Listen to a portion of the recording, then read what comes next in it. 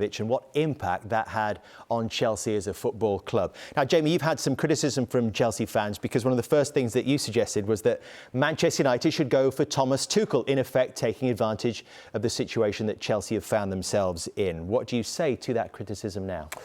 Well, it's fair to say I had a few heated discussions, shall we say, at Stamford Bridge yesterday, and the Chelsea supporters, the same as any set of supporters, are very passionate about their club and at this moment feel like the world's attacking them and they're defending their club. So I totally get that, but there was a few conversations about that. I wouldn't change my opinion on it. And the reason why I think it's a little bit hypocritical of Chelsea supporters is that if teams, whether that's Manchester United with the manager or people thinking they can get Chelsea players, are going to take advantage of the situation that they're in right now. Chelsea have been doing that for 20 years. That was the big thing of Roman Abramovich coming. We can throw our money about and we can get who we want. We're going to go to Manchester United. The first thing we do, they're a money-making machine, United. We want to become that. We'll go and get Peter Kenyon, their CEO. We'll go to Liverpool and take the best midfield player in Europe and destabilise that club for two summers. Didn't get him.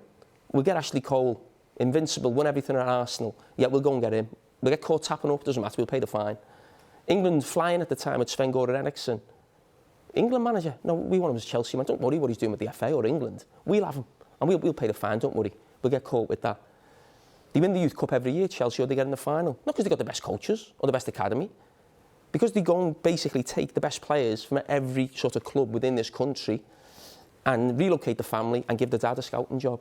So Chelsea Football Club have taken advantage of every other club in the last 20 years because of Roman Abramovich. So if I give an opinion on someone taking advantage of them, that's just a fact, that's just the way of life. And that's the way it may be for Chelsea. You have to accept that. Some of the things with Chelsea in terms of closing the club shop and maybe stopping young kids getting Mason Mount on the back of the shirt and things like that, I don't agree with that. And I certainly don't want Chelsea to go to the wall. I don't want that at all. But if that's my opinion of it, I certainly don't want Chelsea fans next time I go there questioning that opinion, because that is exactly what Chelsea have done for 20 years. Your opinion. It's a fact. A lot of it is opinion. But the interesting thing now is where this story goes next. We read that it's final bids on Friday, Gary. We also read that there are over 150 interested parties. Is it in everyone's interest that this situation is resolved as quickly as possible? Yeah, I mean, I agree with what Jamie just said there. There's no way that Chelsea can go bust. The government are going to have to ease restrictions if need be. I can't see how a £2 billion, £3 billion sale can go ahead in the next 15, 16 days, which is apparently the amount of time that Chelsea have in terms of needing to bring new money in. So I think the government, to be fair, know that Chelsea Football Club, hundreds of years of history, a fan base behind them, an important part of what would be the community that's locally there, cannot go bust. They're going to have to make sure that a sale goes through and that a new owner is found, and that obviously whatever happens to the proceeds is up to the government.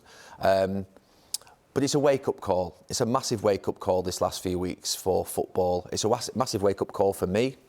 My historical position on, shall we say, new money coming into English football has improved the competitive landscape enormously over the last 20 years. I'm a fan of the traditional elite, as is Jamie, Arsenal, Manchester United and Liverpool. But I've welcomed Jack Walker's money at Blackburn, Roman Abramovich's money, the fact that Manchester City have come in and challenged the elite. We've got an unbelievable Premier League with great football teams. And we've benefited from that. Just globally, the Premier League is seen as an absolute model for everywhere. I've also recognised that when states have come into English football, they've improved communities around them, as has happened in East Manchester with Manchester City, as hopefully would happen with Newcastle. And I've also thought that when that sports washing term has been mentioned, I've maybe seen it naively that can be... we could have a positive impact through sport on the communities and local people in the countries that are investing, that we can actually make their lives better somehow, that those states will soften their what would be very hard stances and their what would be appalling behaviours that they have, and that we would try and make positive change through sport and we'd rise above it. However, in the last 2 or 3 weeks, I said last week that those sort of what would be views are being greatly tested to the point now whereby I'm even thinking, you know, I'm probably wrong here. I'm wrong. I think it's coming absolutely hurtling down the street at football. The Premier League won't know what to do with this, and to be fair, I can see why. I can imagine the executive of the Premier League sat there looking at their owners and saying, what do we do with this situation a couple of weeks ago? You've got Chinese money sat over here, you've got Russian money sat over here, you've got Abu Dhabi money sat over here who are abstaining at the UN in that period. You've obviously got the Saudi money at Newcastle. And they'll be sat there very nervously thinking, we don't want to set a precedent here, what do we do? And the Premier League only reacted after the government had sanctioned Chelsea and removing Roman Abramovich as a director. They weren't proactive, which is not leadership, because they don't know what to do on this subject. And football's got a big problem, because I don't think now it's going to be accepted anymore. I think there'll be an independent regulator put into football. I think it was coming anyway. But Super League, Saudi money, Russian money, Bury, Derby, lack of sustainability, lack of real-time financial monitoring, lack of fit and proper persons test. Football is absolutely coming under huge scrutiny. And it isn't just football. It's not just a football problem, this. You know, Russian money's washed its way through London, has washed its way into, you know, political parties. So it isn't just football, but football is a massive part of this country's fabric, and it will be the centre of what would be a lot of the sort of things that happen and how it deals with it. And it's going to be an issue in the next couple of years. And I suspect if you're Abu Dhabi in Manchester, if you're Saudi Arabia at Newcastle, you're going to be doing your risk assessments, I would suggest, as we speak, thinking what's going to happen. Well, football people are being entwined in these developments as well. We saw that situation when Chelsea played against Newcastle yesterday, and there are continued questions, as Gary says, around Newcastle's owners. The Guardian described it as a dark day for those who care for football's soul. The Times said it was the ethics derby, and the Telegraph called it a bleak day for English football. And we had this situation after the game, Jamie, where Eddie Howe, the Newcastle manager, finds himself being quizzed on Saudi Arabia's human rights record, and in particularly the 81 executions that happened in one single day in Saudi Arabia. Is that right? Is that fair for a football manager to be answering those questions? Yes, I think it is. I think now with the situation of how everyone sees it and how so against it a lot of people are, and understandably so. Thomas Tuchel, I think you've mentioned it, I've mentioned how well he's actually handled this whole Roman Abramovich, obviously what's going on in Ukraine. I think he's handled it really well. The question to Eddie Howe yesterday, and he said, I'm here just to, you know, obviously speak about the football situation. But you can feel the tone of the question is basically, Eddie, what are you doing working for the Saudis and PIF who run this club? You're not aware of what they do and what you've just mentioned. It's almost that insinuation. It's a very difficult position for him to be. And I wanted to ask you that, because when I seen the actual question to him, and he's been criticised maybe for his response, what would your response have been in that situation? I think he is in a difficult position there, Eddie Howe. Extremely difficult position. I think that Thomas Tuchel over this last few weeks has been statesmanlike in actually standing up, getting the balance right between understanding that he is obviously working for the football club, but also that it's not right. And he's gone up in everyone's estimations immensely. I think Jurgen Klopp does that really well at Liverpool as well. You know, when there are social issues and political issues that come into their world, they handle them with great honour. And Thomas Tuchel's done it well. I think Eddie Howe is going to have to do that in the next 7 to 10 days, 2 weeks, because these questions are not going away. And in any other walk of life, we would be very nervous about working for an organisation that had money associated with it that wasn't particularly clean.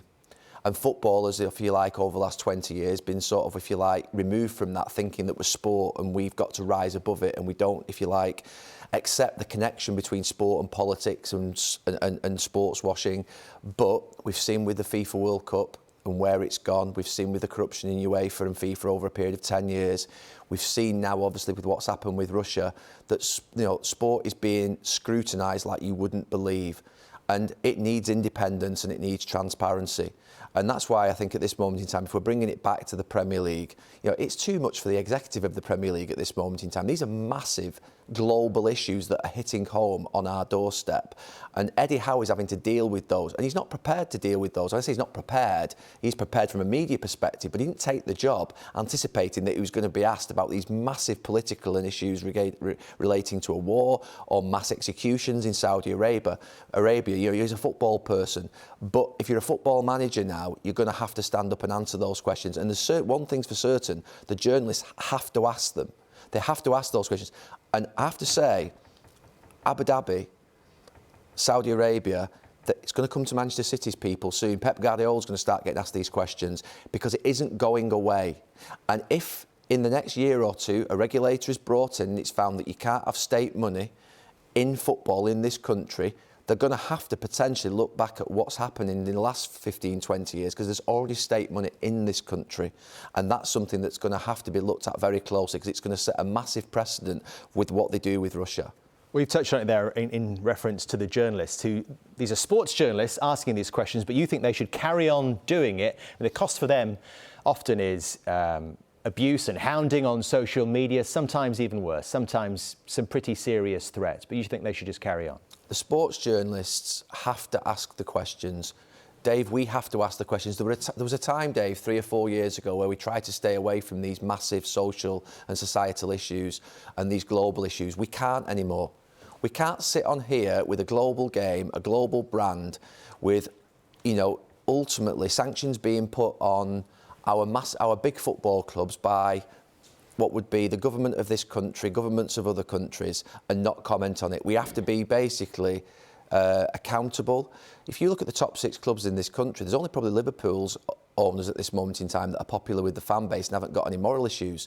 The other 5 clubs, Manchester United aren't happy with their owners, Arsenal aren't been happy with their owners, Tottenham not happy with their owners, and City and Chelsea have got massive, what would be, moral issues with their ownership. Well, Gary, you mentioned Chelsea there. They're obviously looking to get new ownership in the next week or two. If they had a situation where it was someone from Saudi Arabia who had certain links the way Newcastle ownership do you think the Premier League should stop that?